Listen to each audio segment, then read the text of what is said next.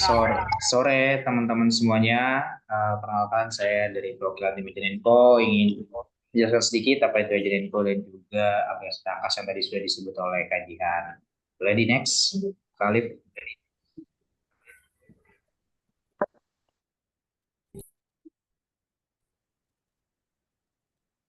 Oke, apa sih Ejenenko itu teman-teman? Jadi Ejenenko atau PT Global Alidaya merupakan perusahaan startup yang didirikan pada tahun 2019 dengan tujuan untuk menjadi aliansi terpercaya untuk membantu pengembangan bisnis dengan memberikan pengalaman pelanggan yang luar biasa.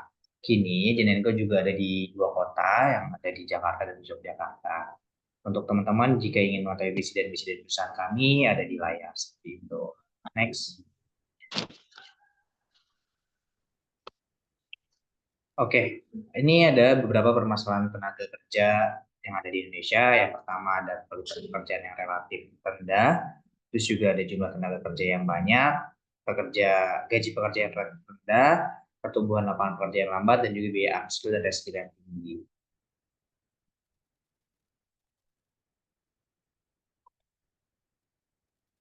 Oke, melihat dari permasalahan-permasalahan yang ada tadi, kita Ejeninfo ataupun PT Global Hidayah akhirnya meluncurkan sebuah aplikasi bernama Tangkas by Ejeninfo. Tangkas Ejeninfo merupakan platform training online berbasis mobile apps gratis yang terdiri dari ataupun yang berisi tentang mengenai pelatihan hard skill dan soft skill, berbagai lowongan pekerjaan, dan juga ada misi-misi yang bisa jadi tambahan penghasilan untuk kamu.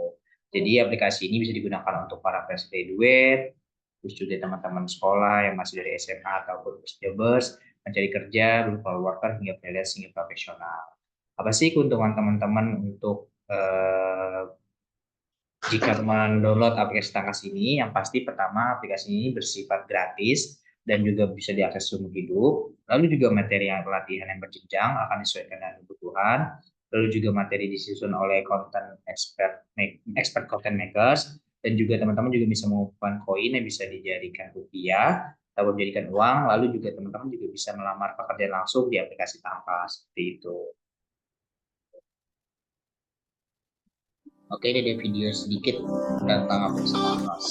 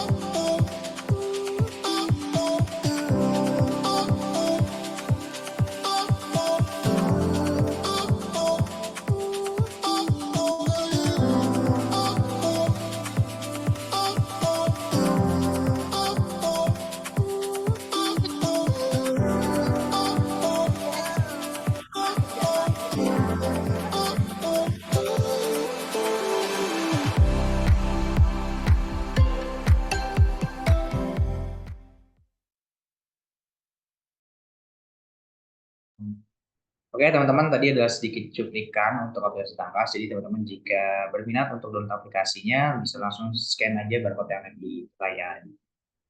Next. Oke, jadi teman-teman jika sudah download, teman-teman pastikan untuk melengkapi profil. Lalu, teman-teman juga bisa mengumpulkan koin untuk mendapatkan penghasilan dengan mengikuti training, menyelesaikan misi, dan juga masukkan kode voucher. Tapi, semua ini bisa dilakukan jika teman-teman sudah melengkapi profil tadi ada di slide sebelumnya ya. Next. Oke, lalu juga jika teman-teman ingin melakukan training ataupun memilih pelatihan, teman-teman bisa masuk ke menu utama, terus juga pilih fitur pelatihan.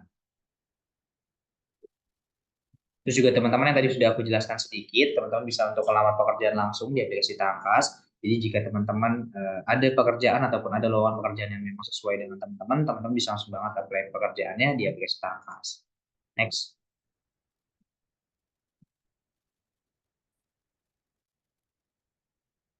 Oke, jika teman-teman sudah mengumpulkan koin yang cukup banyak, teman-teman juga bisa mencairkan koin teman-teman ke rupiah. Jadi minimal pencairan koin, jadi teman-teman harus ada koin itu sebesar 55.000, dan banyak juga teman-teman yang user kami yang sudah melakukan pencairan koin karena memang manfaatnya cukup banyak dan juga bisa menghasilkan uang. Oke, teman-teman juga jika ingin mendaftar event ataupun mengetahui event-event yang ada di Agent Co, di setiap bulannya teman-teman bisa ngecek fitur event yang ada di aplikasi Tangkas. Oke, teman-teman, kalau misalkan teman-teman nungguin kode voucher pada bulan ini, teman-teman bisa menggunakan kode voucher 4 COMM yang paling sampai per hari ini 31 Januari 2024, dan teman-teman langsung bisa dapat 3.000 poin. Jadi teman-teman yang nunggu-nunggu banget kode voucher, teman-teman bisa banget untuk langsung dipakai untuk kode voucher itu. Next. Oke, teman-teman juga kalau misalkan mau dapat info-info seputar event, seputar lowongan pekerjaan, seputar perusahaan Agent juga, ataupun event-event yang bakal dilakukan, teman-teman bisa banget gabung ke Telegram kita. Jadi teman-teman bisa mendapatkan informasi semua yang ada di situ seperti itu.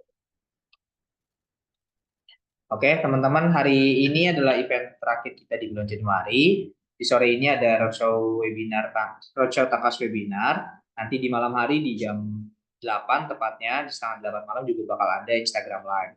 Jadi teman-teman jika misalkan masih butuh ataupun masih haus banget sama ilmu-ilmu dari event-event Tangkas, nanti teman-teman malam-malam juga bisa banget untuk join di Instagram Tangkas ya, untuk mengikuti bincang. Untuk mengetahui tipsnya, nanti malam ada tips fotografi secara profesional dan dunia marketing. Jadi teman-teman bisa banget untuk mengikuti bincang nanti malam juga. Oke, mungkin itu aja yang bisa saya sampaikan teman-teman. Jadi teman-teman jika berminat untuk mendapatkan cuan banyak ataupun bisa melamar lowongan pekerjaan, teman-teman bisa langsung download aplikasinya. Mungkin itu aja untuk sesi aku kembalikan ke MC. Thank you. Oke, terima kasih banyak Kak Faik atas penjelasannya mengenai platform Tangkas. Jadi teman-teman yang belum download gitu ya aplikasi Tangkas, boleh banget langsung download ya. Karena tadi ya banyak fitur-fitur manfaatnya buat upgrade diri kita. Oke, mungkin sebelum kita ke acara intinya gitu ya kan, teman-teman akan belajar lebih jauh gitu ya kan. Aku spill sedikit kali ya pemateri kita yang hebat pada sore hari ini gitu kali ya. Oke, jadi apa namanya webinar series pada hari ini gitu ya kita kolaps nih dengan Populix gitu teman-teman. Nah, untuk pemateri hebat kita ini dia, aku bacain ya. Oke, sebentar. Apakah sudah terlihat? Terlihat ya. Oke, pemateri hebat kita gitu ya kan untuk sore pada hari ini, yaitu Kak Ahmad Sabronis, yaitu seorang Senior Research Manager. Nah, biasanya ini dipanggilnya kita panggilnya Mas Roni kali ya. Nah, Mas Roni ini memulai karirnya di bidang riset pasar satu dekade yang lalu sebagai peneliti kuantitatif. Nah, antusiasme Mas Roni ini telah membawanya melakukan beragam penelitian nih teman-teman, mulai dari pengembangan produk hingga penelitian tentang kesehatan di berbagai sektor seperti otomotif, keuangan, dan juga barang-barang konsumen. Wah, apa ya, pengenalan yang udah aku spill aja udah sehebat ini gitu ya kan, apalagi nanti kita sharing-sharing sama beliau gitu kali ya. Oke, mungkin kalau teman-teman juga udah nggak sabar, kita panggil aja kali ya pemateri hebat hebat kita. Oke, di sini juga kayak sepertinya sudah terlihat wajah gantengnya gitu. Oke, halo Mas Roni. Halo Mbak Jihan, terdengar suaranya? Aman? Terdengar, terdengar. Aman-aman Oke. kok Mas Roni. Oke, Nah, gimana Mas Roni kabarnya? Sehat? Alhamdulillah baik ya sehat. Agak-agak ini ya apa syahdu mendung-mendung gitu gimana gitu di Iya, luar. benar-benar maksudnya dari pagi sebenarnya sih Mas Roni. Bener. Oke, mungkin, Selamat ini. oh ya Mas Roni, mungkin teman-teman udah nggak sabar banget gitu ya kan Hmm, untuk sharing-sharing sama Mas Roni. Mungkin langsung aja kali ya Mas Roni untuk apa namanya eh sharing-sharing bersama teman-teman gitu. Silakan Mas boleh. Roni. Baik, terima kasih Mbak Jihan juga tim dari Agenco. Salam kenal, saya dengan Roni dari Populix.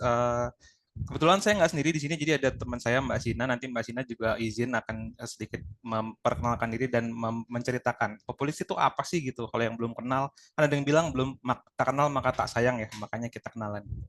Mungkin Mbak Sina sudah siap? Oke.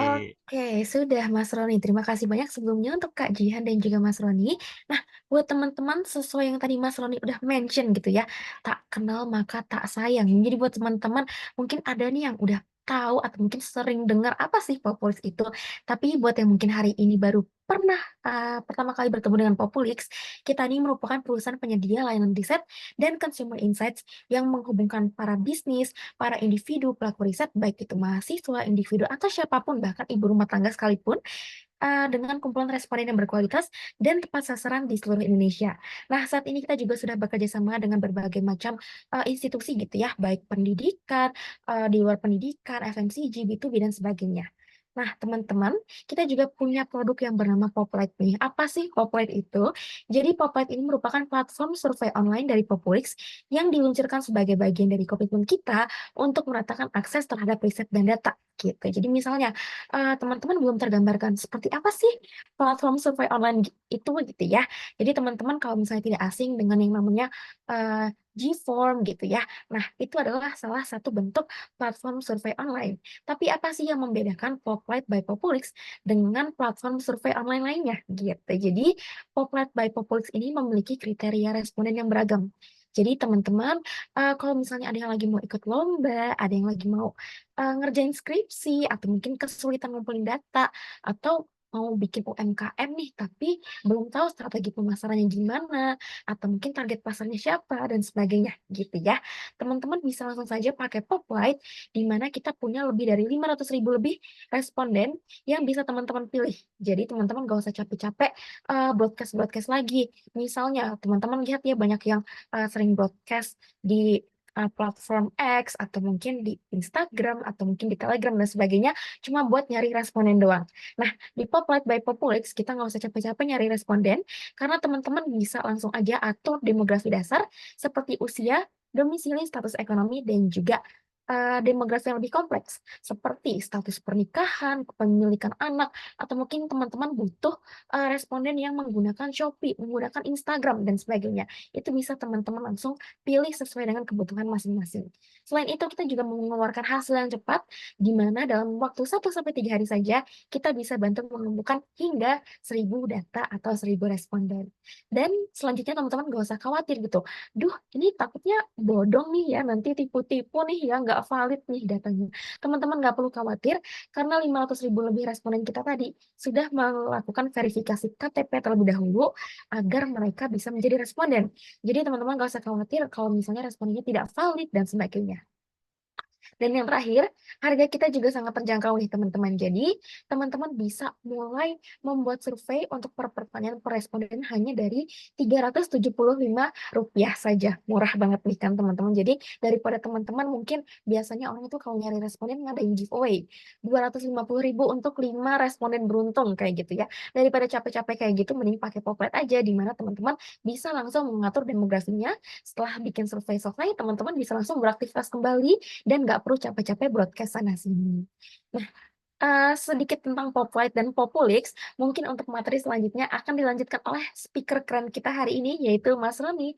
Aku persilahkan. Oke, terima kasih banyak Mbak Sina udah dibantu tadi. Oke, jadi oke, sambil informasinya berjalan nanti saya sampaikan materinya. Ini lebih santai aja. Jadi kalau nanti ada yang sambil siapin cemilan atau sambil catatan boleh banget karena informasi ini sebenarnya penting nggak penting, tapi ini sudah pasti ada di sekitar kita semua. Kenapa? Karena sehari-hari kita hidup pasti nggak pernah lepas dari namanya brand image, apalagi brand identity dan brand activation. Namanya aja ya mungkin istilahnya ini terdengar baru karena ini istilah yang kita gunakan di dunia market research berhubungan sama marketing pastinya. Nah, oke. Lanjut aja slide berikutnya, Mbak. Nah, ini slide pertama. Kalau ada yang boleh melihat kali ya gambar di sini, ini gambar apa sih gitu. Sering lihat ini nggak sih gitu. Biasanya ini yang baru-baru kelihatan nih. Nah, ini apa sih biasanya apa ya ini ya, happening ya gitu. Ini yang pertama, gambar yang pertama. Jadi teman-teman bisa lihat di sini. Berikutnya Mbak, nah ini dia. Ini kalau yang kedua, gambar kedua. Sering lihat ini nggak sih gitu. Kalau sering lihat ini apa sih gitu. Oke, ini salah satu dari bentuk produk yang ada di market. Kenapa ini jadi penting? Karena setiap produk yang tadi keluar, baik gambar pertama ataupun yang ini semua punya identitasnya, punya image-nya, punya activation-nya, punya segala macam yang berhubungan dengan marketing yang mereka keluarkan sebagai representasi ataupun gambaran dari diri mereka. Nah, ada yang tahu nggak sih beda kesamaan di antara yang tadi itu gambar pertama dan yang ini nih? Bisa dikasih kolom komentar kali ya, atau nanti aja? Saya lanjut aja ya kalau gitu. Pak Jihan.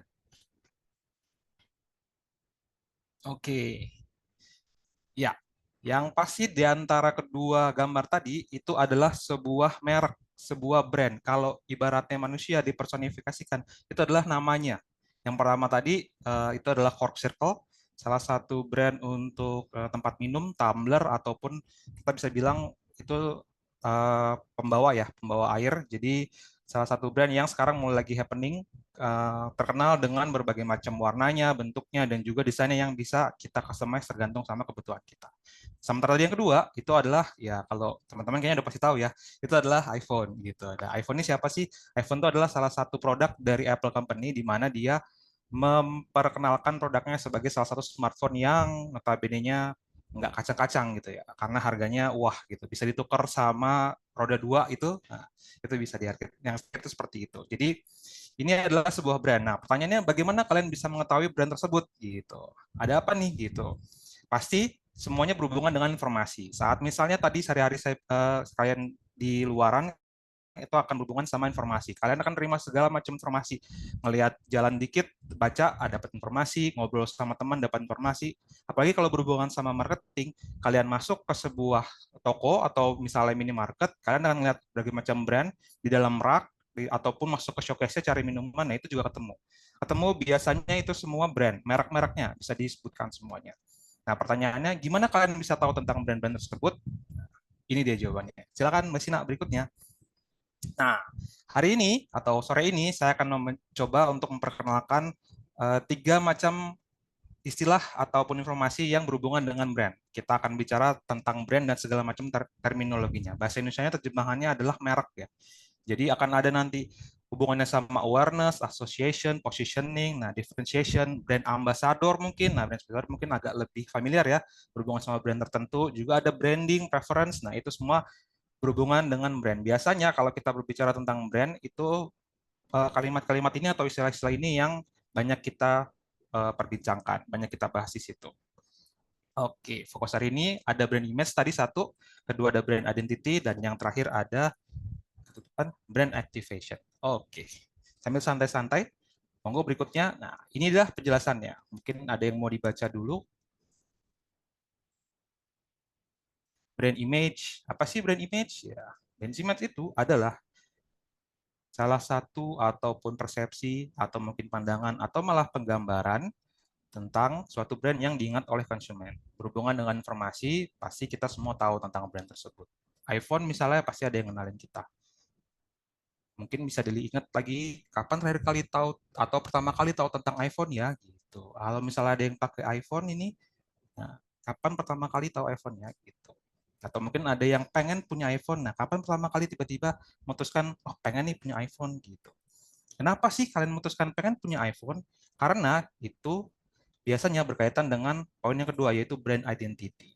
Brand identity itu apa sih? Brand identity adalah kumpulan semua elemen yang diciptakan oleh brand untuk menggambarkan citra yang tepat untuk dirinya. Ibaratnya kalau kita jadi manusia ya, ini kayak outfit kita, pakaian kita, segala macam yang mengenakan sama kita. Roni hari ini pakai headset bentuknya seperti ini dengan kacamata. Identitinya berarti Roni terlihat karena pakai kacamata ya, berarti penglihatannya agak sedikit terganggu. Nah, itulah salah satu contoh identity. Menciptakan itulah setiap brand pasti punya gitu. Jadi iPhone dibentuk dengan citra ataupun informasi yang ada sekarang tidak lepas dari identity-nya. Jadi setiap identity itu pun kemudian nantinya akan kita teruskan menjadi brand activation. Kenapa? Atau apa sih brand activation? Adalah activation itu proses untuk membuat brand lebih dikenal orang, meningkatkan awareness dan meningkatkan engagement melalui berbagai kegiatan dan brand. Contohnya tadi Roni, misalnya Roni di sini akhirnya ngobrol, sharing tentang teman-teman ini tentang brand, kita ceritain tentang Populix dan juga tentang brand image. Nah, itu salah satu bentuk aktivasi dari Roni sebagai salah satu brand misalnya. Jadi bisa dibilang brand itu sebuah nama, identitas yang penting dipegang oleh masing-masing brand. Kenapa? Karena kalau kita nggak punya identitas kita, kalau kita juga nggak tahu diri kita siapa, bisa pastikan kita nggak akan pernah dikenal oleh konsumen, dan berarti kalau dalam bisnis kita nggak akan pernah laku tuh gitu. Karena semua itu nggak akan ada.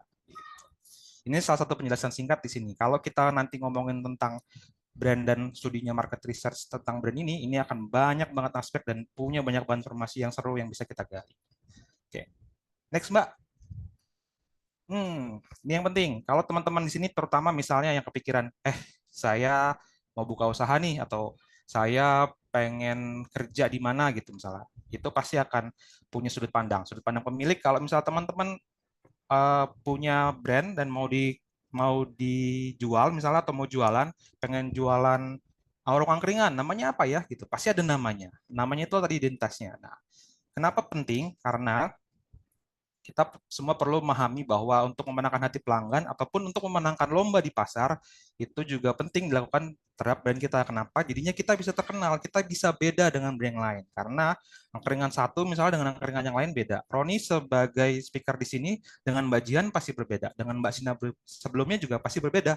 Gitu. Jadi kita perlu brand untuk bisa menangkan hati pelanggan. Pelanggan jadi tahu bahwa siapa sih Roni, siapa sih Mbak Jihan, siapa sih Mbak Sina gitu. Dan kalaupun misalnya kita di sini berlomba nih untuk dijadikan misalnya nih lomba untuk mendapatkan pelanggan yang lebih banyak gitu. Nah, ini penting karena kita bisa tahu masing-masing perbedaannya. Kita bisa tahu identitasnya seperti apa. Dan kalau misalnya jualan, selain kita tahu tadi informasinya banyak tentang karakteristik kita, kita juga ujung-ujungnya akan menambah profit, ujung-ujungnya duit gitu. Itu salah satu teori dasar kenapa banyak brand-brand besar yang melakukan studi tentang brand, menciptakan brand image mereka, terus juga menciptakan activation mereka, mempertahankan identitas mereka. Nah, itu jadi seperti itu. Oke. Mbak Jian, ini kebetulan asar, boleh kita hold dulu sebentar 5 menit kah? Ya, boleh Mas Roni. Oke. Baik, teman-teman, mohon izin ya, asar kita hold dulu sebentar 5 menit supaya setelah azannya lewat kita lanjut lagi. Terima kasih.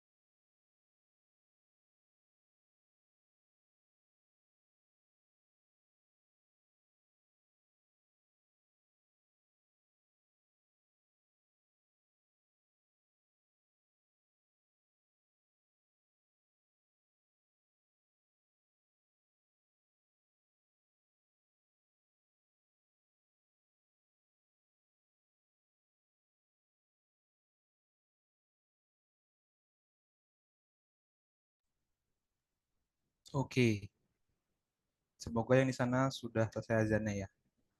Jadi bisa dilanjut. Oke, dari sampai mana ya? Oh, ini dia. Dari sudut pandang pemilik gimana? Kalau kita punya brand, untuk apa sih brand itu dan untuk apa kita melakukan tadi? Punya brand image, punya brand identity, punya brand activation. Nah, itu kayak gimana gitu. Itu semua penting kita punya, penting kita miliki untuk menang hati pelanggan yang pertama dan yang kedua untuk memenangkan lomba di pasar. Jadi saat kita bersaing dengan kompetisi kita, kita tahu gitu bahwa kita akan bisa menang karena kita punya identitas, kita punya activation yang berbeda dengan pelanggan. Ujung-ujungnya tadi untuk menambah profit itu tadi. Oke, selanjutnya Mbak Sina. Nah, gimana sih cara berkomunikasinya? Nah, ini tulisannya agak kecil, semoga terlihat ya gitu. Jadi sebenarnya akan ada 3 fase, di mana fase ini urutan. Jadi nggak bisa dilewat, nggak bisa mulai dari brand dulu baru positioning, nggak, tapi harus mulai dari depan, mulai dari era produk. Kenapa? Karena saat kita kemudian punya sebuah produk, kita pasti ada di level ini dulu. Yang pertama, era produk. Itu adalah era untuk marketer mengkomunikasikan brand dengan menonjolkan keunggulan fitur ataupun komponen produknya. Atau mungkin kalau misalnya jualannya jasa ya, service misalnya, terima jasa ojek gendong misalnya. Nah, itu kita bisa di fase ini, memperkenalkan tentang produknya seperti apa. Kita sebarkan informasi ini, kita kasih tahu juga ciri khas era ini menggunakan kata pembanding seperti paling bersih, paling ringan, paling tepat. Ya, untuk semua informasi itu jadi penting. Kenapa? Supaya kita jadi terlihat berbeda. Di fase ini penting banget. Kenapa? Ini seperti kita awal-awal tadi. Kayak misalnya saya datang ke sini webinar, Mbak Jihan juga sebelumnya di awal kita kenalan dulu. Nah, inilah kurang lebih seperti itu fasenya. Jadi kita kenalan dulu, kita kasih tahu kita siapa, terus kita bagaimana, yang kalau misalnya produk ya pasti karena berhubungan dengan pasar apa yang kita jual kita omongin ke mereka gitu, kasih tahu dong bahwa kita nih hebatnya di mana. Nah, itulah fase pertama era produk, kita memperkenalkan produk kita dengan keunggulan-keunggulan yang kita miliki. Kalau di sini contohnya yang paling bersih, paling ringan, paling cepat, ini berhubungan dengan produk ya, tapi pun kalau misalnya teman-teman punya bukan produk atau mungkin service jualannya, jadi ini juga bisa kita kasih tahu di situ. Jadi mungkin juga bisa jadi paling efisien, misalnya paling hebat, atau servisnya malah jadi paling menyeluruh. Nah, itu juga mungkin. Jadi, era pertama, perkenalkan semua identitas kita dengan kelebihan-kelebihan yang berbeda dengan kompetitor lain. Keunggulan kita seperti apa. Setelah kita dapatkan produk, era produk ini, baru masuk ke era brand, di mana brand ini kemudian memperkenalkan kita. Salah satu contohnya adalah era marketer bersaing pada brand image. Contohnya dengan menunjukkan citra baik melalui public figure, contoh artis, atlet, musisi, dan lain-lain. Nah, itu dia.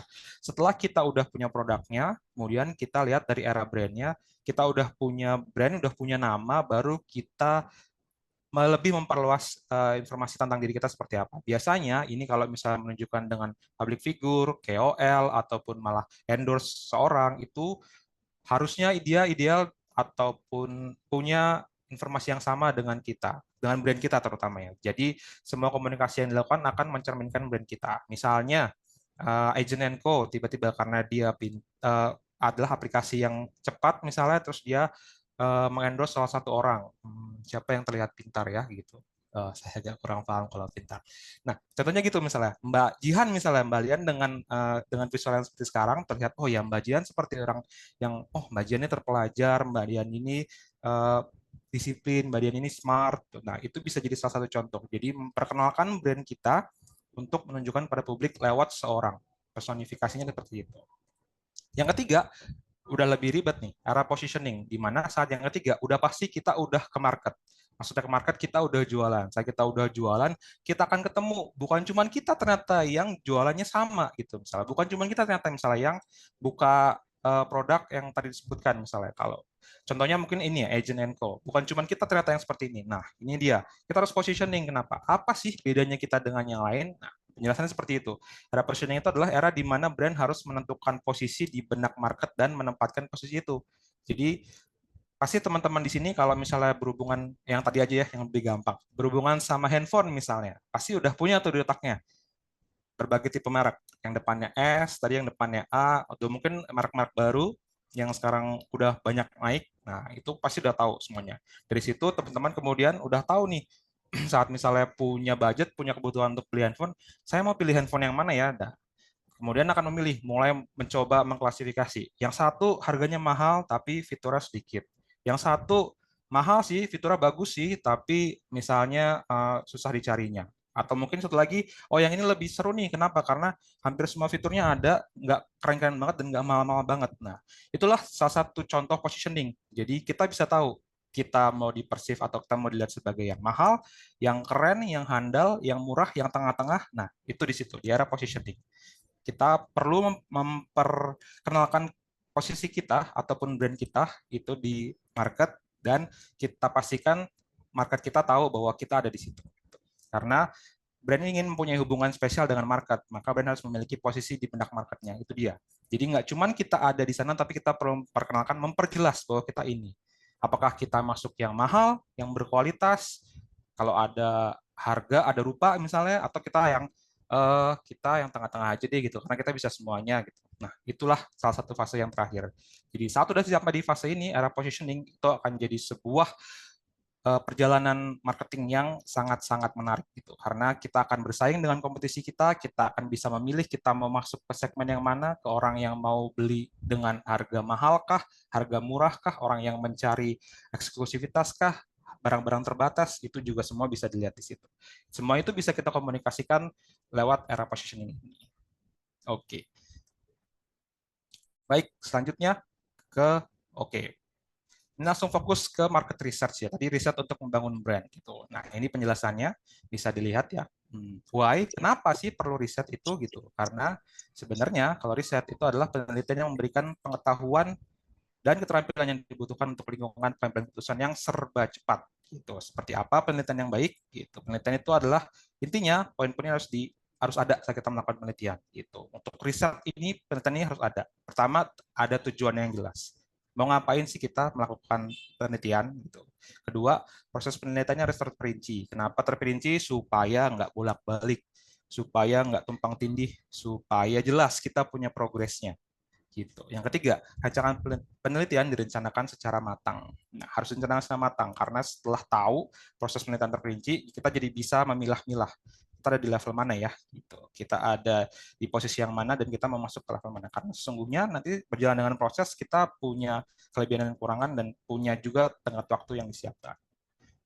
Yang keempat, ada standar etika tinggi yang diterapkan. Ini berhubungan dengan proses pengumpulan data. Biasanya harus ada standar yang baku, standar yang tinggi. Kenapa? Kalau enggak, data yang kita ambil biasanya enggak akan mencerminkan market dan kita jadi enggak punya informasi yang penting yang bisa kita dapatkan.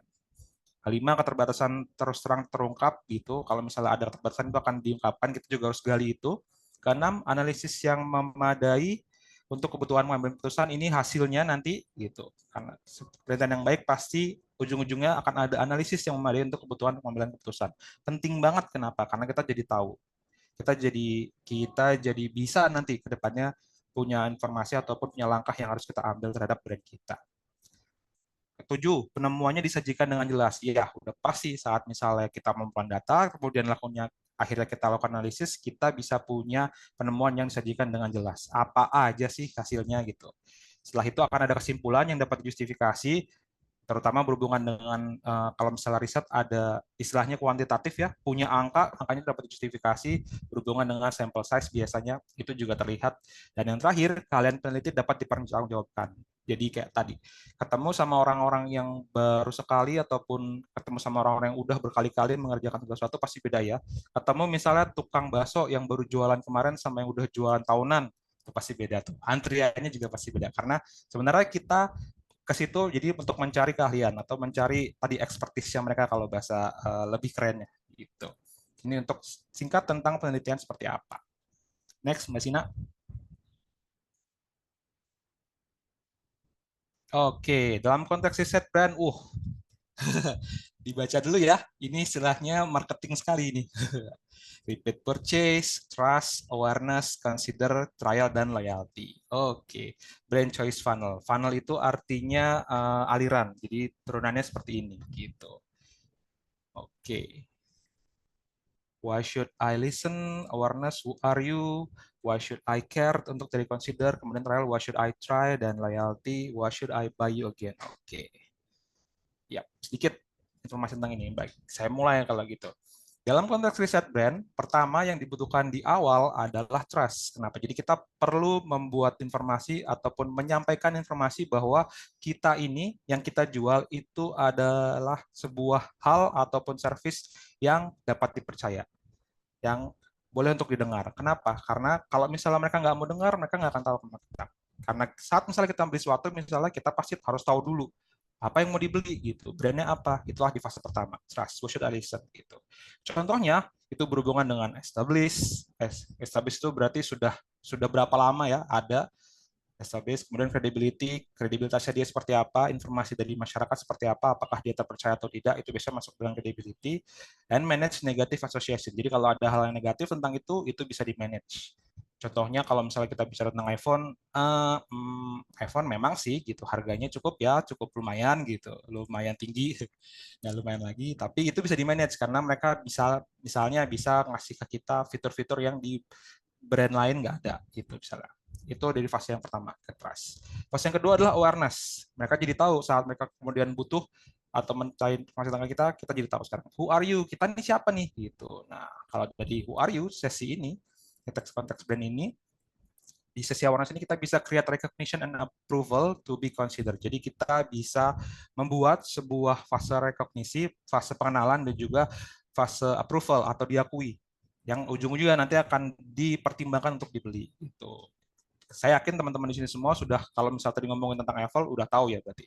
Dari sisi trust, udah kelihatan bahwa, Apple bertahun-tahun yang lalu sudah ada, diciptakan oleh Steve Jobs. Misalnya. Steve Jobs itu siapa sih? Misalnya, Steve Jobs itu salah satu penemu yang bisa dibilang breakthrough di dunia sekarang ini gitu. Itu udah kelihatan tuh semua. Jadi teman-teman udah bisa tahu, dia Apple ya, dia dari Steve Jobs, dia udah bertahun-tahun lama, udah punya banyak produk, jadi udah kelihatan, oh iya, saya bisa mengenali recognition, siapa itu Apple, dan kemudian dia bisa approve, bisa memberikan pengakuan, untuk akhirnya, oh iya ya, berarti Apple karena punya track record yang bagus, sudah bertahun-tahun dia punya handphone, sekarang aja udah seri yang 15, berarti udah 15 kali mereka bikin handphone, dengan berbagai macam variannya, dan itu akhirnya, berarti iPhone bagus nih, gitu. Bolehlah nanti kalau saya mau beli handphone, saya pertimbangkan.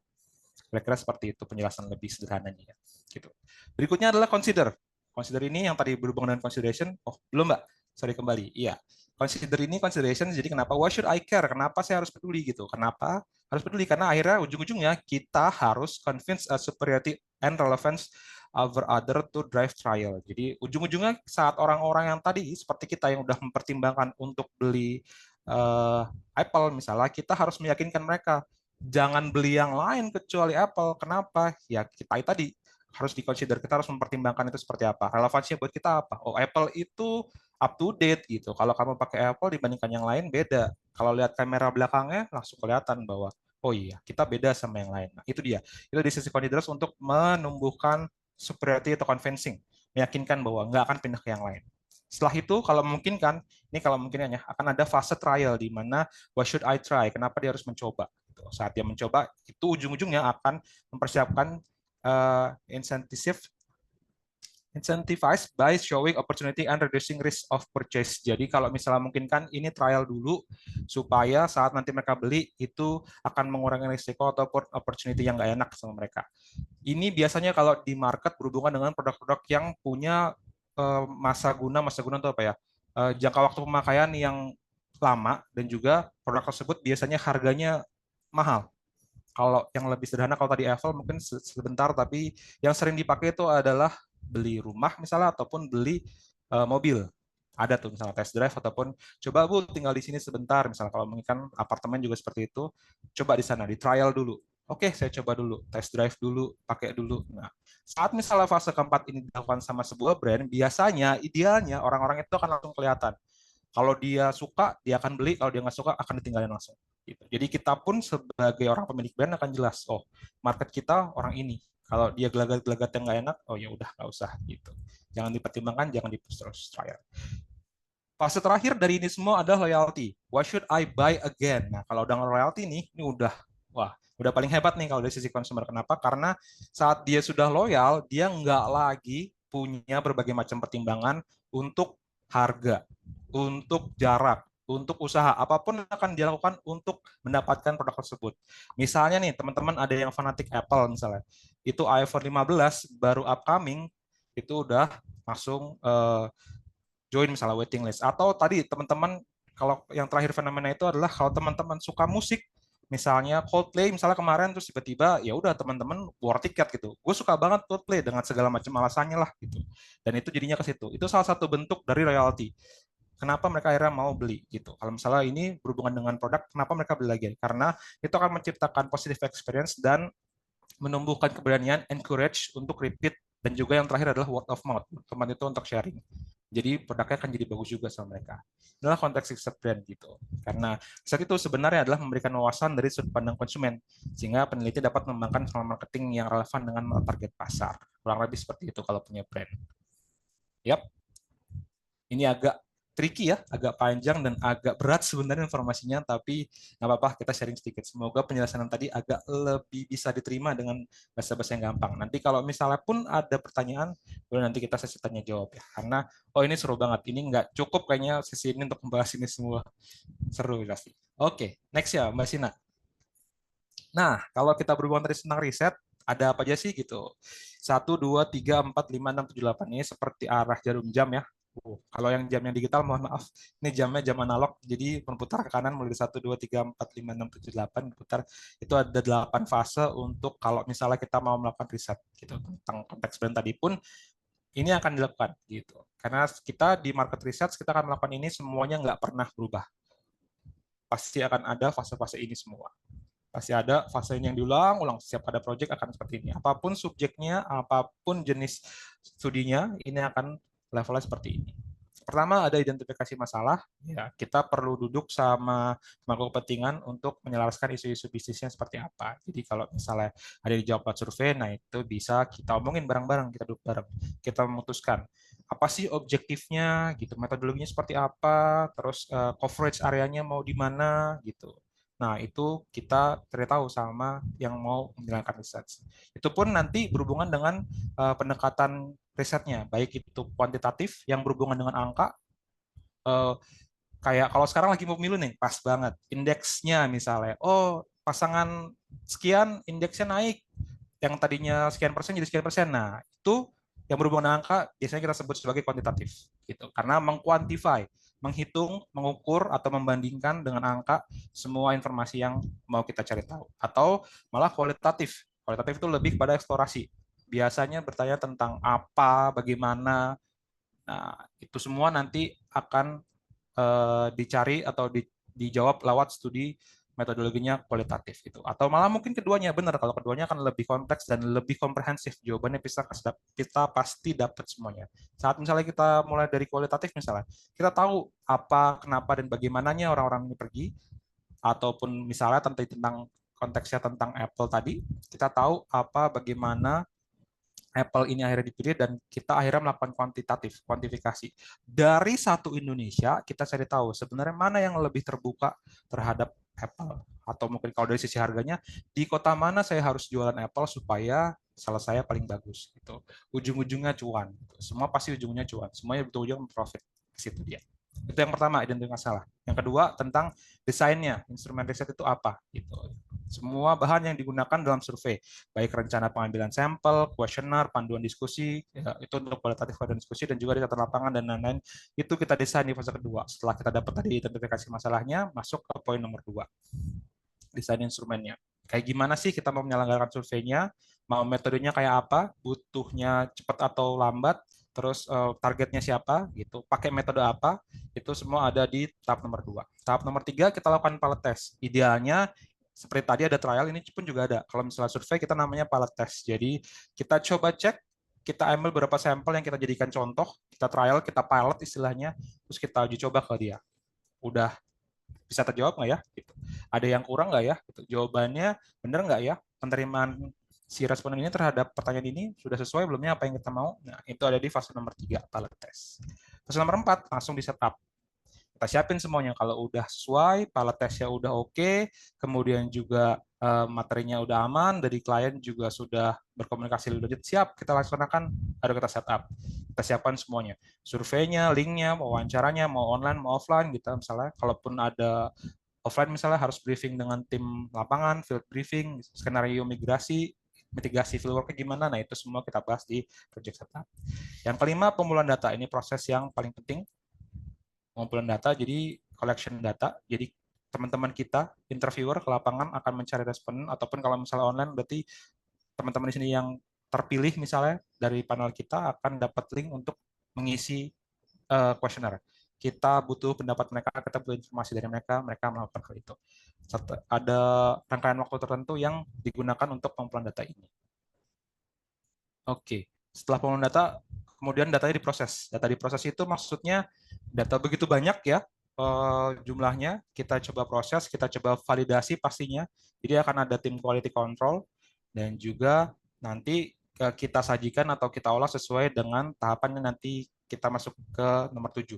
Saat kita membuat laporan, itu baik atau analisis ataupun validasi hipotesisnya, kita sudah tahu karena kita sebelumnya sudah proses data kita sesuai dengan kebutuhan kita.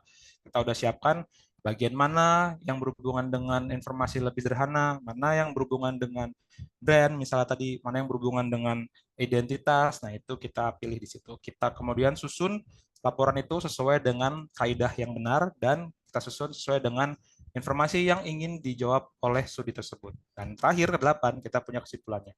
Biasanya di kesimpulan ini kita akan punya rekomendasi. Harus ngapain sih? Gitu. Nah, itu ada di situ, nomor 8.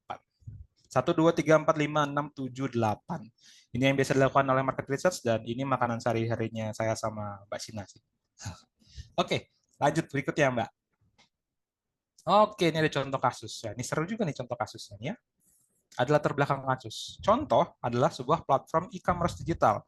B2B end-to-end. B2B itu artinya business to business. Biasanya model bisnis ini ada dua ya yang umum, business to business, B2B, dan B2C, business to customer. Kalau business to customer, bisnisnya dia langsung berhubungan dengan customer-nya. Gitu. Seperti ini misalnya nih, Agent & Co, kita langsung ketemu dengan teman-teman yang memang butuh dengan kita, aplikasi ini, aplikasi Tangkas. Jadi ini langsung ketemu dengan customer. Business to business. Sedangkan kalau business to customer, biasanya itu berhubungan dengan sebuah perusahaan lagi gitu. Jadi nggak langsung ketemu dengan user atau penggunanya gitu. Mungkin seperti apa ya kalau business to business? Misal banyak kan seperti pemerintahan, jadi mereka ketemu dengan pemangku kepentingan lain untuk kemudian menjalankan bisnisnya gitu. Misalnya Bulog, misalnya dia punya komoditas beras dan dia akan berhubungan dengan tempat beras di masing-masing daerah seperti itu. Oke, balik ke sini. Contohnya B2B end-to-end, platform e-commerce yang ingin menghubungkan merek dan retail tradisional yang kurang terlayani dan diperkenalkan untuk membantu usaha mikro, kecil, dan menengah, atau pemilik toko untuk memenuhi penjualan barang dan produk. Oke. Saat ini, contoh perlu melakukan studi evaluasi branding untuk membantu mereka menciptakan merek yang kuat dan berbeda, serta mendapatkan lebih banyak pengguna setia dan memahami kebutuhan pengguna dalam platform e-commerce digital B2B. Wah, seru ini. Dengarnya seru. Platform e-commerce digital yang bisnisnya B2B, nggak langsung consumer ya, dia ingin membantu retail tradisional dan juga memperkenalkan ke usaha UMKM untuk pemilik toko gitu. Dan mereka perlu melakukan evaluasi branding. Brand mereka yang sudah ada perlu dievaluasi supaya mereka bisa menciptakan merek yang kuat dan berbeda, sehingga lebih banyak pengguna setia dan memahami kebutuhan pengguna dalam platform e-commerce. Oke, dari situ kemudian berlanjut ke objektifnya. Objektifnya ngapain ya gitu. Objektifnya ternyata satu, mereka butuh perjalanan menggunakan motivasi. Perjalanan menggunakan motivasi artinya ini adalah customer journey ya gitu. Jadi istilah Indonesianya agak itu, perjalanan pengguna. Customer journey. Customer journey itu artinya sebuah proses di mana seorang customer ataupun seorang responden atau kita misalnya secara gampang, proses kita menggunakan sebuah produk dari mana. Itu pasti akan ada tadi seperti di depan akan ada awareness, ada juga fase motivasinya apa, tujuannya apa, kebutuhannya, tantangan dan perilaku terdi situ semua. Yang kedua adalah sumber kesadaran, sumber awareness, berarti sumber informasi dan informasi medianya dia tahu lewat mana. Biasanya seperti itu. Saat dia tahu tentang informasi, kita juga cek dia taunya lewat mana sih gitu. Media sosial kah? Dari mulut ke mulut kah? Mulut ke mulut itu maksudnya diinformasikan oleh seseorang ya, gitu, direkomendasikan oleh seseorang, atau malah dia tahu dari marketing yang lain seperti majalah, radio, TV, nah, iklan mungkin di busway, di LRT, di segala macam. Nah, itu kita cek di situ. Ketiga, persepsi dan citra merek. untuk brand contoh dan pesaingnya gimana. Jadi si brand contoh ini perlu untuk mencari tahu persepsi dia gimana, dan juga dari situ dia perlu juga melihat pesaingnya gimana, jadi marketnya gimana. Orang-orang ataupun bisnis-bisnis yang serupa dengan contoh ini ada apa aja gitu. Itu perlu tahu. Keempat, setelah itu mereka perlu cari tahu analisis persaingannya gimana. Jadi kalau di market, apa sih bedanya dia gitu? Apa sih beda contoh dengan yang lain? Di posisi mana dia dilihat oleh konsumen gitu? Apa bedanya dia dengan brand lain secara sudut pandang consumer? Itu bisa dilihat di situ. Yang terakhir, objektifnya adalah proposisi nilai untuk contoh. Jadi kita akan membuat proposisinya. Kita coba untuk menawarkan kira-kira kalau contoh tadi mau ke UMKM, mau ke pasar tradisional itu seperti apa? Karena dia sebelumnya adalah digital B2B end to end gitu. Ini adalah sebuah contoh kasus. Bentar teman-teman, saya minum dulu. Silakan kalau ada yang mau minum. Oke. Ini udah agak lebih seru. Berikutnya Mbak Sina. Nah, ini dia. Ternyata dari hasil tadi, karena kita membutuhkan poin nomor 3 tadi, persepsi, berarti kita punya brand personification. Brand personification artinya dalam bahasa lebih sederhana ini adalah personifikasi. Jadi kalau kita ibaratkan jadi seorang personal atau seorang manusia, kayak gimana sih karakternya? Nah ini dia. Ini salah satu contoh personifikasi. Yang sebelah kiri, triple A, 30S, berarti mungkin sekitar usia 30 tahunan ya. Gimana sih dia personanya? Ternyata dia brave, gentle, powerful, charming, care, and nationalist. Misalnya, itu salah satu contohnya. Sifat-sifat dia seperti itu. Kemudian yang kedua, ada juga tuh contoh 30S. Itu ada perempuan dan yang satu ada laki-laki. Dua-duanya itu adalah profesional, diligent, ya, disiplin gitu, clever, pintar, beautiful, good attitude, elegant, and classy. Atau mungkin personifikasi lainnya juga ada tuh.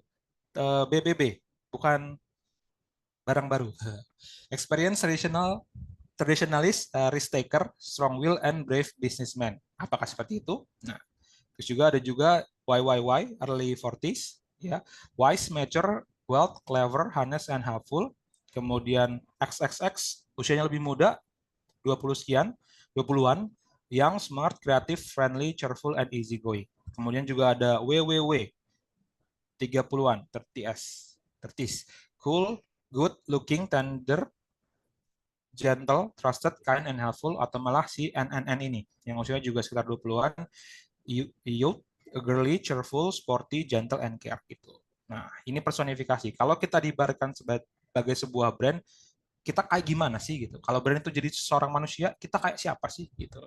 Biasanya personifikasi ini juga bisa kita lihat kalau saat kita riset, kita mencontohkan gitu. Jadi kalau kita tanya ke orang-orang, kalau misalnya kita punya sifat-sifat seperti ini, menurut kalian ini kalau manusia siapakah dia gitu. Nah, banyak tuh yang menyebutkan kalau yang tua siapa, kalau yang muda siapa, kalau yang tengah-tengah siapa, kalau laki-laki gimana, kalau perempuan gimana, itu dia.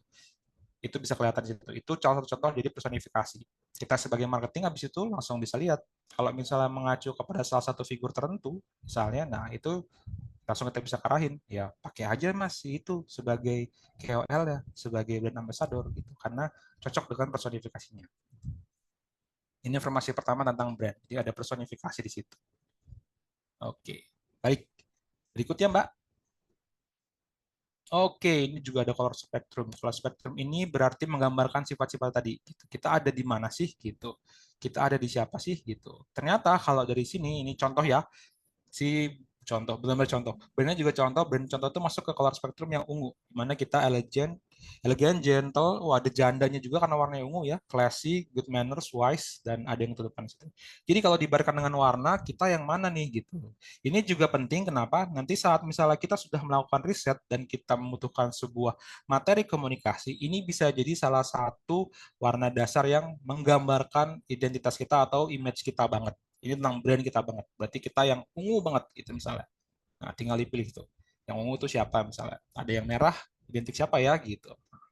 Ini salah satu jawabannya. Jadi kelihatan di situ bahwa kalau misalnya kita punya ini, jadi ini bisa jadi informasi yang penting buat kita bawa ke brand kita gitu. Kita perlu warna apa ya gitu. Kita perlu bikin seperti apa ya brand kita, bisa kelihatan di sini. Oke.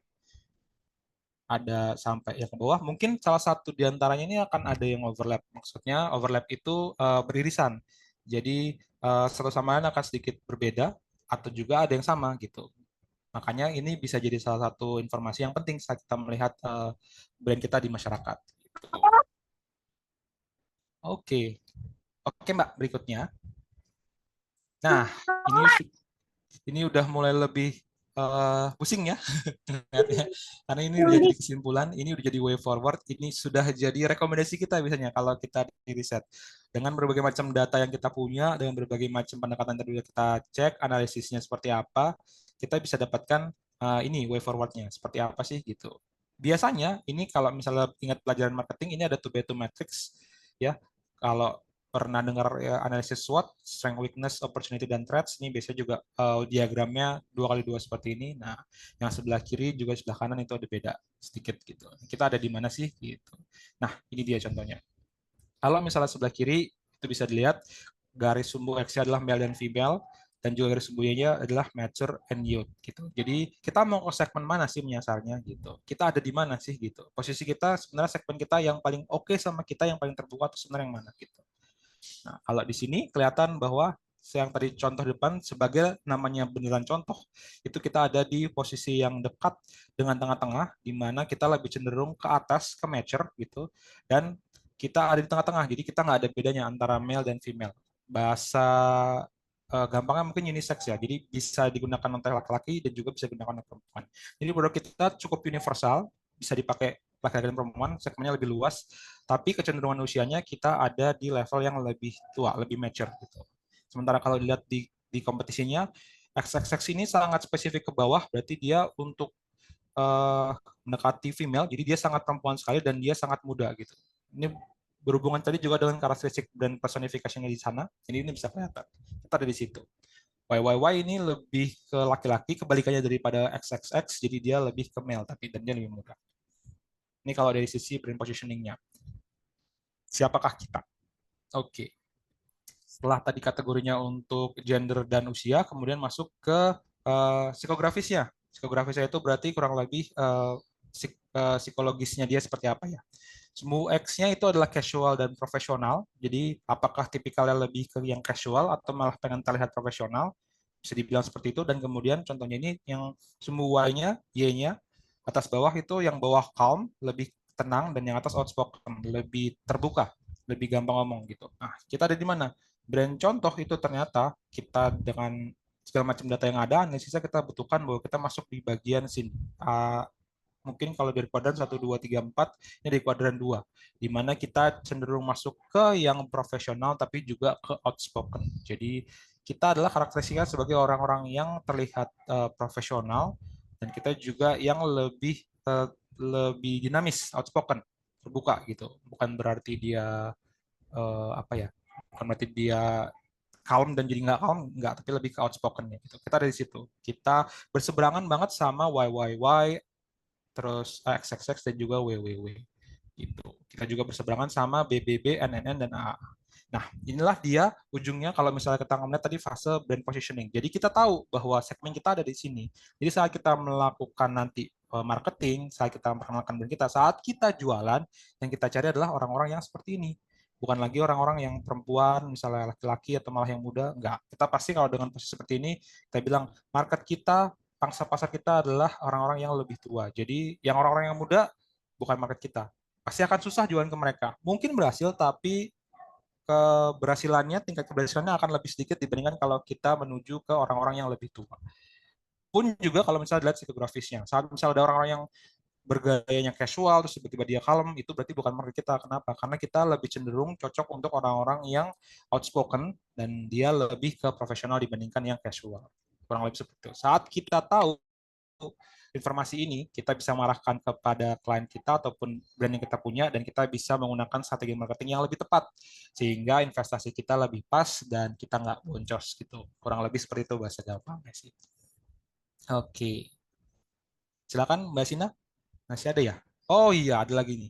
Ini sudah lebih lanjut lagi. Jadi saat misalnya kita sudah tahu segmen kita gimana, saat kita sudah mengetahui apa yang harus kita komunikasikan dan kemana kita harus menyasar, kemudian kita bisa ini crafting for communication.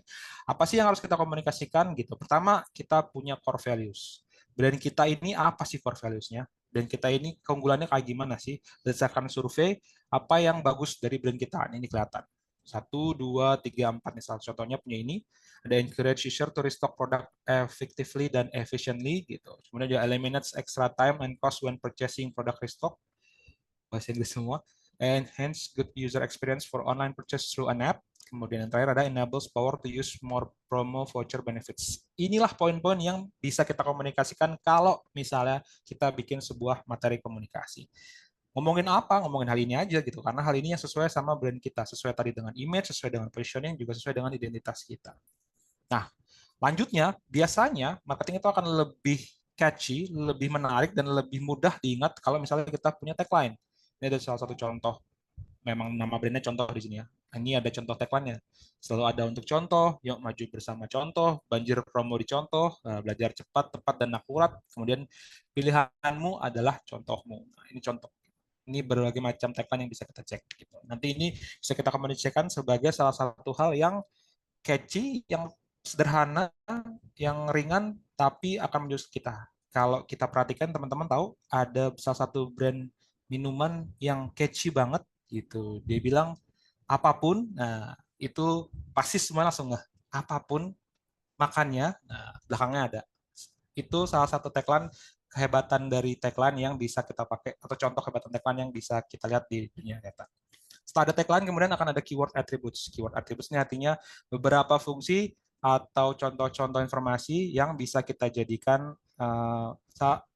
berbagai macam media komunikasi ataupun berbagai macam cara mengkomunikasikan. Apa aja yang perlu kita komunikasikan untuk menjelaskan tentang brand kita. Identitas kita seperti apa. Kalau di sini contohnya ada 1, 2, 3, 4, 5, 6, dan 7. Semua ini sudah pasti berhubungan dengan brand kita, semuanya sudah pasti sesuai dengan identitas kita. Sehingga yang kita komunikasikan ke market adalah benar-benar siapa diri kita, apa kelebihan kita, apa bedanya kita dengan lain, dan kenapa kalian harus milih sama kita. Itu dia. Ini. Berarti kalau di contoh, ya tentang contoh semuanya. Kurang lebih ini supportive and caring partner, lots of from one voucher, wide range of variety, good delivery, easy to use app, good packaging care, sama local product pride. Oke.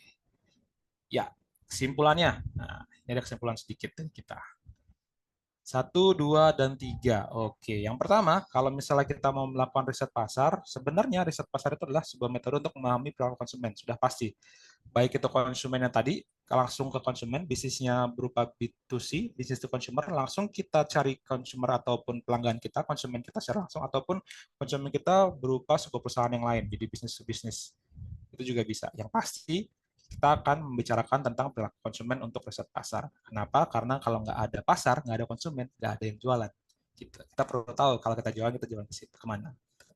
Yang kedua, penelitian yang baik harus dimulai dengan identifikasi masalahnya jelas. Jadi kita perlu mengidentifikasi masalah-masalah yang kita alami apa aja. Dan dari situ kita perlu juga mengidentifikasi, menerapkan metode-metodenya seperti apa. Nah, itu nanti supaya hasilnya nanti bisa sesuai dengan objektif ataupun keresahan yang kita mau coba cari tahu. Yang ketiga, hasil dari riset pasar harus dapat dipahami, relevan, dan dapat diterapkan. Harus dong gitu. Kalau misalnya nggak bisa dipahami, buat apa gitu. Kalau misalnya nggak relevan buat produk kita, ya ngapain saya ngerjain riset gitu. Dan yang paling penting, kalau nggak bisa diterapkan, ya nggak usah bikin riset gitu. Karena pasti kalau misalnya riset itu sudah harus bisa diterapkan supaya kita bisa merubah segala macam informasi yang berhubungan dengan brand kita secara marketing, nah itu bisa dilakukan. Di Populix, kita percaya bahwa tidak semua riset pasar membutuhkan anggaran besar dan waktu yang lama. Kenapa? Karena tadi di depan Mbak Sina sudah jelaskan ada Poplight, jadi kita ternyata bisa menemukan seiring berjalannya waktu teknologi ya, kita bisa menemukan bahwa ada riset pasar yang anggarannya nggak besar kok dan waktunya juga nggak lama gitu. Dan akhirnya kita sudah bisa membuktikan kita bisa menyediakan itu di Populix. Jadi kalau teman-teman nanti ada informasi tentang mau coba lihat market research, penelitian apapun itu ya, bisa kok gitu. Kita percaya bahwa kalau mahal relatif, terjangkau pasti, dan waktunya juga sebenarnya nggak terlalu lama. Gitu. Oke. Sudah selesai berarti. Mohon maaf informasinya sampai sini karena keterbatasan waktu juga, dan nanti kalau ada kesempatan lain boleh kita sambung lagi. Kalau ada yang pengen boleh main kita. Ini kita alamat kita tadi di Go Central Park. Oke. Oke, terima kasih Mas Roni tadi ya atas pemaparannya. Mungkin langsung aja kali ya, benar tadi kata Mas Rudi tentang riset dan segala macam itu emang benar penting banget gitu ya kan untuk sebuah brand image dan juga produk yang akan kita perjualkan gitu. Oke, kita buka sesi tanya jawab bagi teman-teman yang mau bertanya, boleh kalau mau dengan Mas Roni boleh raise hand. Nanti boleh langsung bertanya dengan Mas Roni ataupun teman-teman bisa juga bertanya di kolom chat maupun di kolom questionnaires. Ada yang mau bertanya? Oke, sebenarnya ada bertanya di Siap. Mas Roni gitu ya kan. Di kolom Q&A di sini di Zoom gitu. Dari em, apa ya, Mbak Wahyuni gitu. Nah, pertanyaannya gini ya Mas Roni. Bagaimana cara mendapatkan data penilaian branding melalui e-commerce dan juga sosial media? Gitu. Silakan Mas Roni. Wih, pertanyaannya menarik sekali. Untuk sekarang e-commerce dan sosial media, penyedia e-commerce itu sudah melakukan yang tadi mining data ataupun dari teman-teman sebenarnya punya hak untuk menanyakan data saya seperti apa, data saya seperti apa, siapa yang mau mengunjungi saya, itu bisa ditanyakan ke mereka. Dan juga itu bisa diminta dari mereka gitu. Karena itu haknya teman-teman sebagai salah satu penjual di e-commerce gitu.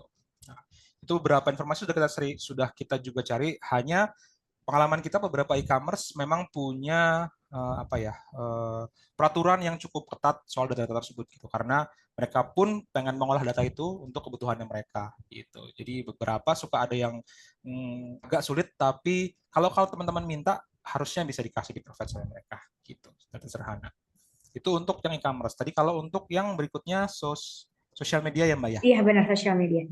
Iya, sosial media. Oke. Zaman sekarang media sosial di market research pun sudah ada informasi yang namanya social media listening. Jadi ini adalah sebuah metode riset yang kita fokus kepada sosial media semuanya. Jadi kita akan melihat setiap sentimen ataupun setiap apa yang diberitakan di masing-masing sosial media ini, baik itu misalnya X ya, X Instagram atau mungkin TikTok. Nah, itu ada social media listening yang kita bisa pilih keywordnya seperti apa, kita bisa cek omongannya seperti apa. Kalau teman-teman lihat sosial media listening, misalnya pernah lihat TV dan kemudian mereka menjabarkan informasi terkait kata-kata untuk misalnya kalau sekarang politik calon tertentu, nah itulah satu contoh sosial media listening. Jadi sudah ada juga prosesnya dan banyak juga agensi riset pasar yang menyediakan program seperti itu. Jadi teman-teman bisa ke situ, bisa cari lewat sosial media listening. Gitu. Gitu Mbak Jen. Oke, terima kasih Semoga Mas Roni menjawab. atas jawabannya. Ya, semoga menjawab ya Mbak Wahyuni atas jawabannya tadi Mas Roni. Oke, nah di kolom chat ada yang mau bertanya. Oke, di kolom chat ada yang bertanya nih, Mas Roni, katanya dari apa ya, Mbak Jina Nisrina. Selamat sore Kak, aku mau tanya, tadi Kakak sempat bahas di awal tentang KOL gitu ya, karena itu apa ya Kak? Wah, itu ada yang belum tahu juga nih, Mas Roni. Boleh silakan dijawab Mas Roni. Baik, KOL itu singkatan dari Key Opinion Leader. Biasanya realnya aja ya, opinion leader kan itu bahasa marketingnya. Biasanya lebih bahasa awamnya adalah orang-orang yang punya kemampuan ataupun punya potensi untuk bisa menggiring opini, namanya aja key opinion ya. Dia bisa menggiring salah satu opini terhadap orang lain. Dia bisa mempengaruhi orang lain. Identiknya KOL ini dengan sosial media. Jadi kalau teman-teman lihat YouTuber yang main di Instagram gitu misalnya, terus juga ada TikTokers. Nah, orang-orang ini yang mungkin punya pengikut yang banyak-banyak, biasanya kita sebut mereka sebagai KOL leader, Key Opinion Leader. Kenapa? Karena mereka bisa aja dengan pengikut-pengikut yang mereka merubah persepsi ataupun menginformasikan salah satu hal informasi ke pengikut-pengikutnya mereka gitu. Contohnya misalnya, saya suka otomotif, jadi saya ke salah satu YouTuber yang depannya F itu, gitu, dan saya melihat dari sudut pandang dia menceritakan sesuatu, saya jadi tahu lebih banyak dan saya jadi yang penting saya jadi punya persepsi, saya jadi punya image, saya punya identity terhadap salah satu brand ataupun salah satu produk gitu. Jadi itu salah satu fungsinya. Kalau di sini mungkin ya KOL Mbak Jihan misalnya, Mbak Jihan bisa membawa agent Menko dan Takas untuk jadi satu hal yang lebih baik. Yuk ikutan Menko gitu misalnya. Oke. Kurang lebih seperti itu. Jadi identik dengan sosial media dan juga mereka punya kemampuan dengan merubah opini-opini terhadap pengikut mereka karena orang ini difokus sehingga itu jadi berkesan sama mereka. Oh, sesuatu terhadap mereka gitu, Mbak. Oke. Nah, itu Pak Daniel berarti Oke, QL itu ada berarti apa kalau namanya kayak influencer gitu-gitu bukan tuh Mas Roni? betul sekali. Kalau mau dibilang influencer bisa gitu, tapi influencer kan kita bicaranya saat dia sudah merubah segala sesuatu ya gitu. Maksudnya merubah segala sesuatu adalah dia sudah melakukan aksi untuk menyebarkan informasi. Secara orangnya sendiri kita bilangnya key opinion leader gitu. Influencer juga betul gitu. Endingnya si KOL ini akan jadi influencer. Kenapa? Karena biasanya brand-brand ini akan melakukan marketing kontak mereka, tolong dong promosiin gitu misalnya. Nah, itu udah mulai jadi habis itu jadi influencer gitu. Jadi ada proses itunya. Oke, nah semua terjawab ya Mbak Jinan. Oke, Mas Roni ada apa pertanyaan Oh seru iya. juga nih di Q&A gitu ya kan Iya. dari di sini Mas Fikri sih. Kan pertanyaan pertama marketing itu juga bisa buat biasa kan Kak. Nah, riset pasar juga bisa digunakan ke jasa servis mobil seperti itu kan gak harus brand produk gitu. Betul. Riset pasar katanya ada dua, jadi riset dan pasar. Jadi kalau Hmm. misalnya teman-teman percaya ada produk yang teman-teman yakin nih bahwa ini pasti ada kok yang butuh seperti ini, berarti teman-teman punya pasarnya. Yang belum teman-teman tahu adalah siapa pasarnya atau di mana pasarnya gitu. Dan tugasnya mencari itu semua adalah tugasnya market research gitu. Karena kita bicara tentang pasar. Kita cari tahu, kita gali kayak gimana sih kebutuhannya. Nah, tadi dari teman-teman yang dijelaskan tadi punya informasi apa tentang brandnya atau produk yang mau dijual, servisnya seperti apa.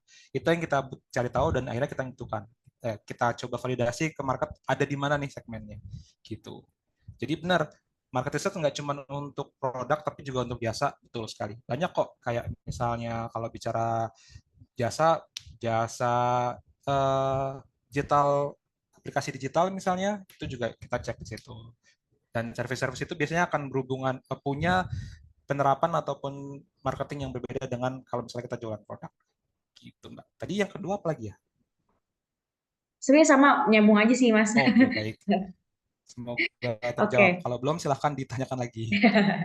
Oke, nih Mas Roni, next kita ke pertanyaan selanjutnya ya Mas Roni ya. Baik. Di sini dari Mas Randika Septian Akbar mau bertanya, sebagai dalam dunia desain yang dinamis, apakah ada kebebasan atau kerangka kerja tertentu yang memungkinkan tim desain untuk bereksperimen dan juga mengeksplorasi ide-ide baru tanpa mengorbankan konsistensi merek? Itu pertanyaan. Oke, konsistensi merek. Oh iya, harus dong gitu. Karena gini, kalau misalnya kita sudah naik, misalnya, maksudnya sudah naik saat misalnya kita sudah punya brand dan sudah launch ke pasar, gitu, pasti sudah ada orang-orang yang punya produk kita, gitu. Dan orang-orang ini biasa dibilang mungkin masuk kategori loyalis, yang suka sama kita, gitu. Dan orang-orang ini harus kita terjaga. Kenapa? Karena mereka lah yang pengguna produk kita. Saat misalnya kita melakukan perubahan terhadap identitas kita, terhadap apa yang kita sampaikan ke mereka, mereka pun akan jadi berpikir, oh, kok ini beda ya gitu, kok ini jadi aneh ya gitu. Kalau konteks yang sekarang, teman-teman kemarin kalau ada yang agak sedikit mendengarkan isu tentang penyerangan terhadap negara tertentu yang kemudian bikin orang-orang ini jadi nggak beli salah satu brand tertentu, nah itu juga bisa tuh gitu, karena tiba-tiba orang-orang ini yang tadi mengkonsumsi salah satu produk tersebut merasa bahwa kok mereka ini ya gitu, mereka ada perubahan ya, oke itu lagi kalau gitu karena mereka udah beda gitu. Dan saat misalnya salah satu produk itu fasenya sudah ada di level yang tinggi, sudah punya sales yang banyak dan sudah ada pengikutnya yang banyak, loyalisnya banyak, dari sisi manajemen biasanya akan tetap bertanya dan akan tetap nagih kan gitu. Kenapa brand saya segini-gini aja ya gitu? Kenapa saya nggak bisa punya market yang lebih luas gitu? Dan saat tim marketing kemudian di challenge, itu pasti salah satu opsinya adalah mereka melebarkan produknya. Dan saat mereka melebarkan produknya, mereka bisa memilih antara mengorbankan produknya untuk ganti yang lain, atau yang lebih mudah adalah mereka mengganti ataupun punya brand baru, identitas baru gitu sebagai bagian dari mereka. Kalau teman-teman contohnya lebih gampang itu saat teman-teman tahu Apple ya gitu. Teman-teman kan taunya nggak cuman iPhone aja ya, tapi ada yang lain. Ada iPad, ada iWatch, kemudian ada lagi iTV gitu. Dulu ada Shuffle, iPod gitu. Nah, itu adalah salah satu diversifikasi di mana si brand ini menjawab tantangan dari consumer mereka, dari market mereka. Mereka butuh produk yang lain yang nggak lagi mengorbankan fungsi yang satunya gitu. Mereka butuh kepentingan yang lain yang harus mereka jawab gitu, harus mereka sediakan.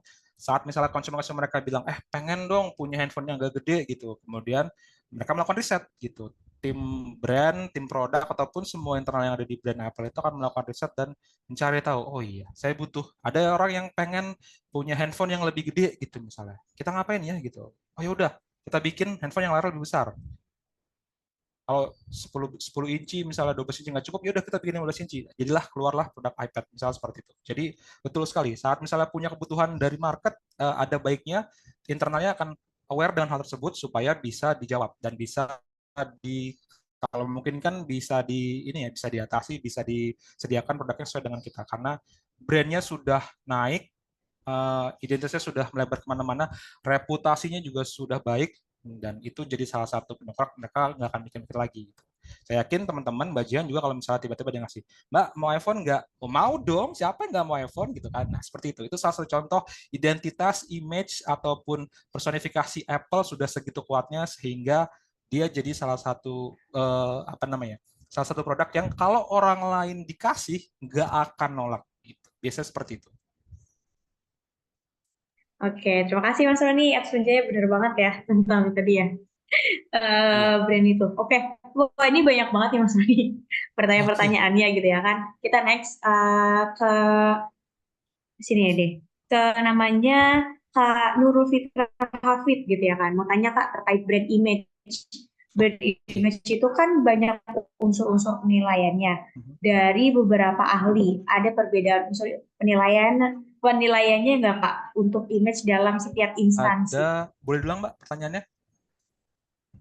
Oke, terkait brand image kan banyak unsur penilaian nih Mas Hmm? Nodi dari beberapa ahli. Ada perbedaan unsur penilaiannya nggak untuk image dalam setiap Dalam setiap instansi? instansi. Pasti beda, Mas. Gitu. Kenapa? Sama seperti manusia, karena kita butuh terlihat berbeda supaya kita bisa dikenali. Kan tadi ada recognition ya, gitu. Kita butuh berbeda. Kenapa? Kalau kita sama, ya mereka akan pilih yang lain, bukan pilih kita. Contoh realnya misalnya ada minimarket, si I sama si A. Apa bedanya? Nah, teman-teman yang jawab sendiri gitu. Jadi kita perlu berbeda dan biasanya image ataupun identitas terhadap masing-masing instansi itu berhubungan erat dengan tadi idenya dia seperti apa, personanya si brand ini seperti apa, dia mau jadi kayak gimana nih gitu. Kalau dia sama seperti yang lain, harusnya itu jadi salah satu warning atau peringatan buat mereka. Sudah ada loh yang seperti ini gitu. Kalian mau disamakan dengan yang itu? Gitu. Enggak. Jadi beda pasti beda dan bedanya ada di mana? Bedanya berhubungan dengan balik lagi ke internalnya, ke perusahaannya, ke manajemennya, ke orang-orang di itu untuk ngecek. Kayak misalnya teman-teman kalau mau lihat yang udah kelihatan di market sekarang, fintech misalnya aplikasi fintech ada GoPay, ada OVO, ada Dana, ada apalagi ShopeePay misalnya. Nah, teman-teman bisa mengidentifikasi sendiri bedanya mereka sebenarnya apa gitu. Differentiate itu, pembeda itu yang akhirnya membuat setiap brand ini punya identitasnya. Dan itu yang menjadikan mereka beda dengan yang lain. Gitu, Mbak. Oke, oke. Next, pertanyaan selanjutnya, Mas Roni, dari Kak Alwi Badal. Sejauh mana nih perusahaan ini perlu beradaptasi dengan perubahan tren konsumen yang terungkap melalui riset pasar untuk mempertahankan dan juga meningkatkan citra merek mereka. Gitu, Mas Oke, Roni. ini menarik banget nih. Ini ada salah satu contoh kasus di market yang pas banget sama pertanyaan ini. Kalau teman-teman eranya nggak tahu ya sekarang, tapi kalau sekitar era 2000-an dulu awal, ada yang tahu brand Nokia? Tahu-tahu Bagian tahu banget ya? malah. Tahu banget. Sekarang kemana brand Nokia gitu? Sementara zaman dulu dia, wah, semua orang pakai Nokia kayaknya, nggak ada yang nggak pakai Nokia. Benar. Nokia ini salah satu, kalau kita di marketing kita selalu bilang ini salah satu contoh kasus di mana brand ataupun si perusahaan ini Nokia dia tidak menerapkan atau dia tidak adaptasi sama perkembangan pasar gitu. Dia hanya fokus sama dirinya sendiri gitu. Dia nggak melihat perubahan di pasar seperti apa.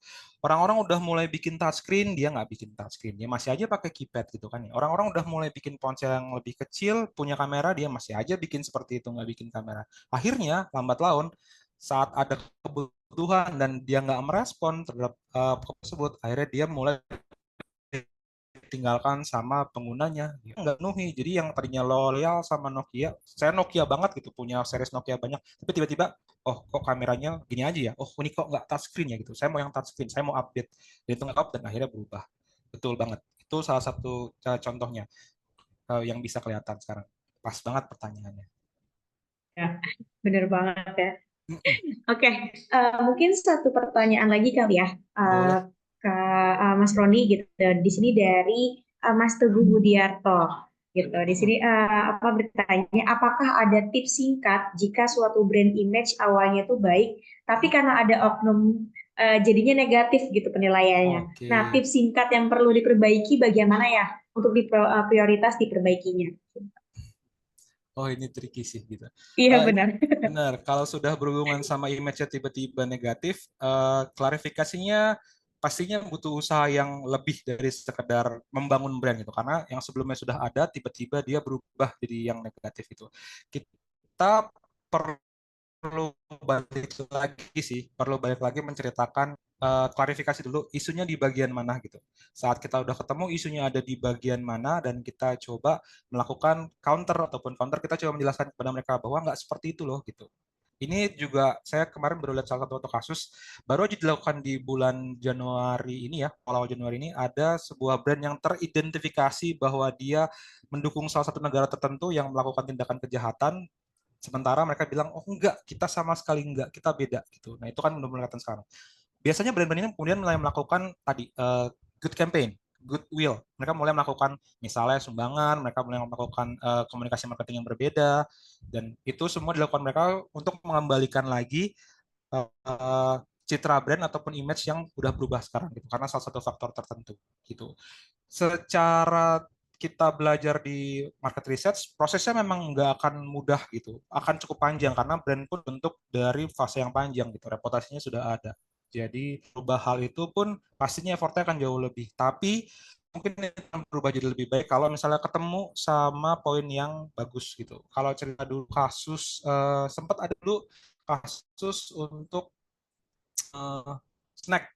Kalau Mbak Jihan tahu Oreo ya, Oreo pernah kena informasi black campaign tentang Oreo itu krimnya mengandung plastik. Dan akhirnya pihak Oreo ini melakukan sebuah dan bahwa dia mencari dengan keluarga karena anak dan dekat dengan keluarga, figur ataupun figur ibu, dia membuat sebuah campaign, dia bikin iklan, dan iklan itu dia kasih tahu ke mereka semua bahwa ini loh pabrikan di belakangnya gitu, ada di situ. Jadi dengan counter itu akhirnya mereka mencoba memberikan informasi bahwa yang kemarin beredar itu isunya itu hoax itu.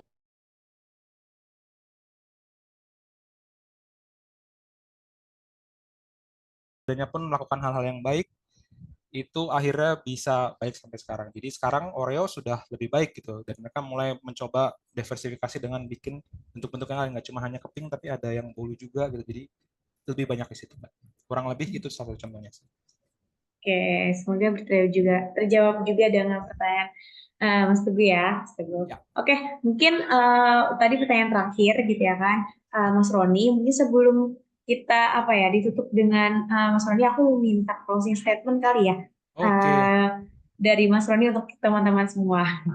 Closing statement apa? Oke, kalau closing statement sebenarnya dunia marketing itu menarik banget, dinamis banget gitu. Jadi setiap sama seperti kita ada di dunia ini, setiap manusia tuh nggak ada yang sama. Jadi kalau berhubungan dengan manusia, apalagi tentang pasar, itu seru banget karena banyak banget informasi yang bisa kita gali dan bisa kita pakai.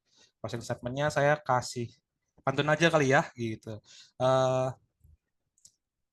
Jalan-jalan ke Ya, kota, beli permen karet, cakep. cakep.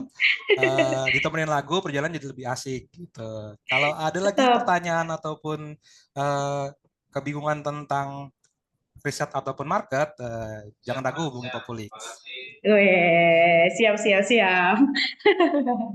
Silakan kalau misalnya ada yang masih pengen bertanya, mungkin lewat Mbak Jihan boleh tanyain ke kita atau mau kontak ke kita juga boleh. Monggo Oke, silakan kita open. ya. Ya, benar banget teman-teman tadi ya, kalau misalkan tadi mau apa namanya terkait dengan riset dan segala macam bisa langsung Ya, Instagramnya juga ada Instagram Populi segala macam gitu ya. Dan mungkin di sini ada juga di kolom chat ya Mas Roni gitu ya kan. Ada apa namanya program kampus ambassador nih teman-teman boleh join aja. Gitu tinggal klik di kolom chat. iya, Gitu. betul sekali. Oke, terima kasih banyak Mas Roni atas ilmunya gitu ya kan untuk kita terapkan. Semoga ilmu ini bisa kita apa ya, bisa bermanfaat buat kita semua lah gitu ya. Kita terapkan dengan bisnis-bisnis kita. Semoga biar brand image kita, pengetahuan tentang brand image kita dan segala macam itu bisa kita terapkan lah di dunia ini gitu. Dunia perusahaan gitu maksudnya. Bisnis Oke. kita. Siap, Mbak. Terima kasih banyak Mbak Jihan dan juga tim teman-teman semua. Terima kasih. Mohon maaf kalau ada salah-salah kata. Kalau ada yang pengen tahu lagi, yuk kita ngobrol lagi aja. Nah, siap gitu. Oke, sebelum Mas Roninya keluar gitu ya.